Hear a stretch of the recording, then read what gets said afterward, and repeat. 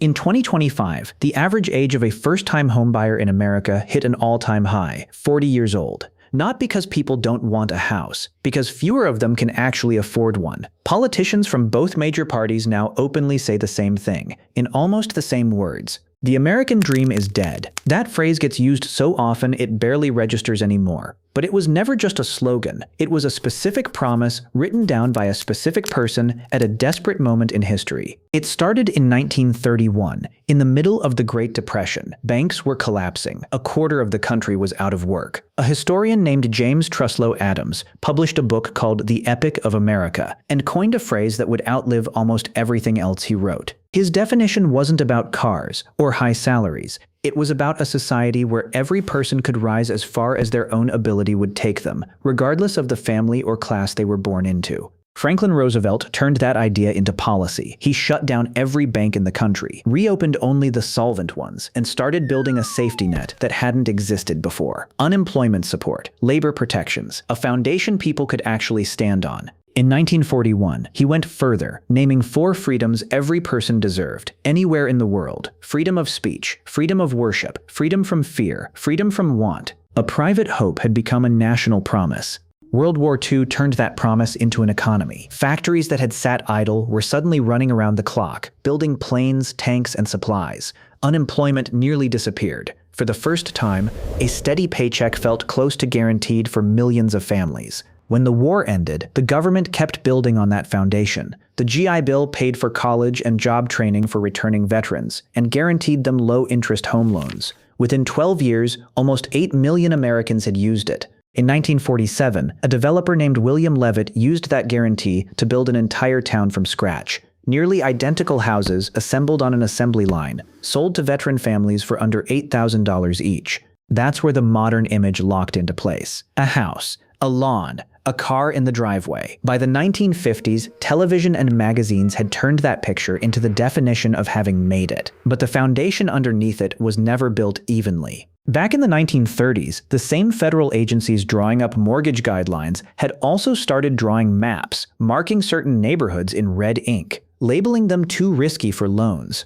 Families in those neighborhoods were locked out of the very mortgage system the rest of the country was building its future on. The GI Bill's benefits barely reached them either. Decades later, the wealth gap that created is almost impossible to miss. The average white household today holds several times more wealth than the average black household, a gap traced directly back to who was and wasn't allowed inside the dream in the first place. In the 1960s, President Lyndon Johnson tried to widen that door, declaring a war on poverty, creating Medicare, Medicaid, and new federal programs for struggling communities. The dream was expanding, and so was the government's role in delivering it. Then, in 1973, an oil embargo sent gas prices soaring. Lines formed at every station. The suburban commute the entire dream depended on suddenly got a lot more expensive. A second oil shock hit in 1979. Inflation climbed past 10%. Unemployment climbed with it. The steady, predictable path families had been promised started to wobble. President Ronald Reagan offered a different answer. Cut taxes, cut regulation, and cut the power of labor unions, standing in the way. When air traffic controllers went on strike in 1981, he fired over 11,000 of them within 2 days.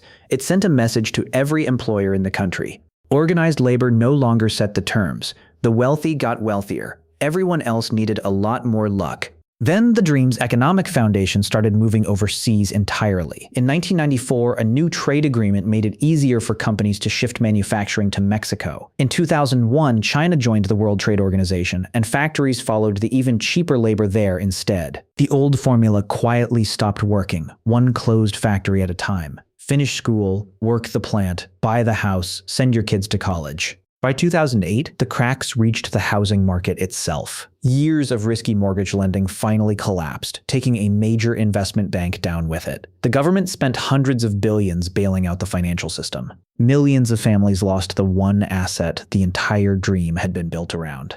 The clearest proof of what changed sits in a single statistic. Of Americans born in 1940, about 90% earned more than their own parents had. Of Americans born in the 1980s, only about half can say the same. By 2024, only around 40% of Americans still believed the dream was achievable at all, and that number dropped even further among lower-income households.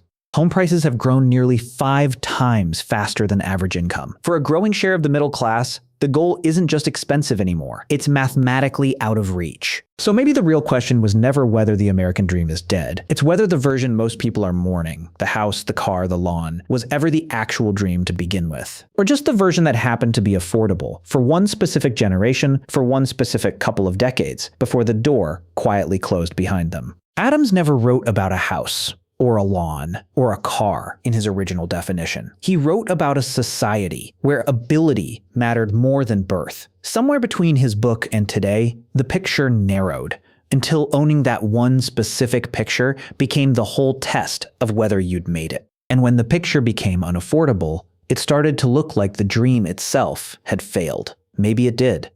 Or maybe the picture was always too small to hold what the dream was actually about. A 90% chance of doing better than your parents wasn't luck. It was a specific set of choices made by a specific government for a specific window of time. Which means the 50% chance we're left with now is also a choice, just one nobody has fully decided to make differently yet. The dream was never a law of nature. It was a decision, made once by people who decided ordinary families deserved a real shot. Nothing says it can't be decided again. The only real question left is whether anyone still believes it's worth deciding.